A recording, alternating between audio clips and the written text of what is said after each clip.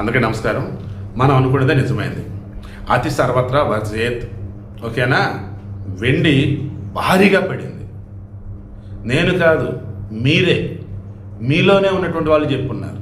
నేను ఒక అనలిస్ట్ గాను, ఒక జర్నలిస్ట్ గాను ఏదో నాకు తెలిసింది చెప్పా. బట్ మీరు ప్రాక్టికల్గా చెప్పారు. వెండి మాత్రం భారీగా పడింది సార్ అని పడింది. నేను ఊహించలా. ఇందాక వీడియోలో ఫస్ట్ ఇందులో అటాచ్ చేసిన ఇమేజ్ వచ్చేసి క్యాటిస్ట్ ఎస్పీ ఛానల్ ఇందాక పెట్టిన వీడియో. రెండో ఇమేజ్ వచ్చేసి క్యాట్ డివోషన్ ఛానల్లో నిన్న మొన్న పెట్టినటువంటి ఆ వీడియోల తాలూకు స్క్రీన్ షాట్స్. మనం నిన్న డిస్కస్ చేసినా, ఇందాక డిస్కస్ చేసినా ఒకటే డిస్కస్ చేసాం. ఇంటర్నేషనల్ మార్కెట్లో బంగారం ధరలు వచ్చేసి అప్ అండ్ డౌన్గా ఉంటూ ఉన్నాయి. వెండి మాత్రం భారీగా పెరిగింది. బట్ పెరిగింది తగ్గటం అయితే ఖాయమని అనుకున్నాం. ఇందాక దానిలో తగ్గాలి అనుకున్నాం, ఒక 2000 3000 అనుకున్నాం. అక్షరాల కేజీ వెండికి 13,000 రూపాయలు తగ్గింది.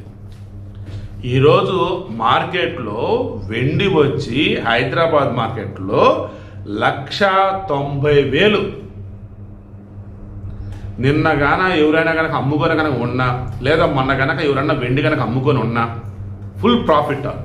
కొనుక్కొని ఎవరైనా ఉన్నారంటే పాపం రాను రోజుల్లో మరి ఎలా ఉండేదంటో చూడాలి. నేను గత 4-5 రోజులు చెప్తున్నా, మా ఫ్రెండ్తో డిస్కస్ చేసింది. వెండి 2 లక్షల రూపాయలు దాటితే పడిద్దా, 2,50,000 దాటితే పడిద్దా అన్నది చెప్పలేం, కానీ ఖచ్చితంగా అయితే పడిద్ది అని అనుకున్నాం. అదే డిస్కస్ కూడా చేసాం. బంగారం మాత్రం పడవచ్చు, కానీ మరీ భారీగా అయితే పడదు.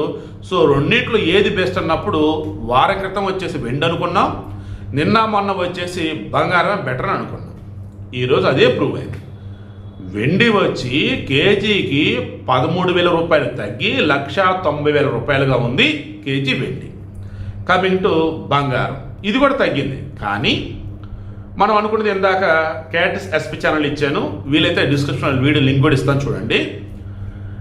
2,000 రూపాయలు తగ్గిందని అనుకున్నాం. 1,910 రూపాయలు తగ్గింది 24 క్యారెట్ గోల్డ్. మరి మార్కెట్లో ఎంత ఉంది?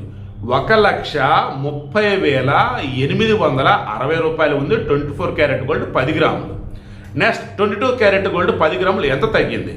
1,750 రూపాయలు తగ్గింది. మార్కెట్లో ఎంత ఉంది మరి రేటు? 10 గ్రాములు వచ్చి 22 క్యారెట్ గోల్డ్ 1,19,950 రూపాయలుగా ఉంది. ఇది ఈరోజు హైదరాబాద్ మార్కెట్. సో జస్ట్ ఒక హాఫ్ అన్ అవర్ బ్యాక్ నేను ఏదైతే ప్రెడిక్షన్ అన్నట్టుగా నేను చెప్పున్నానో, నేను ఇంటర్నేషనల్ మార్కెట్లో ఎలా ఉన్నాయి ఏంటి అనేది ఫ్యాక్ట్స్ మీకు ముందుంచానో, ఆల్మోస్ట్ దానికి రిలవెంట్గానే మన దగ్గర ధరలు తగ్గాయి. అంటే మన దేశంలో ప్రత్యేకించే మాఫియా లేదు, ప్రత్యేకించి ధరలు నియంత్రించే బ్యాచ్ లేరు. ఇంటర్నేషనల్ మార్కెట్కి తగ్గట్టుగానే ఇక్కడ మనోళ్ళు కూడా ధరలని ప్రకటిస్తూ ఉన్నారు.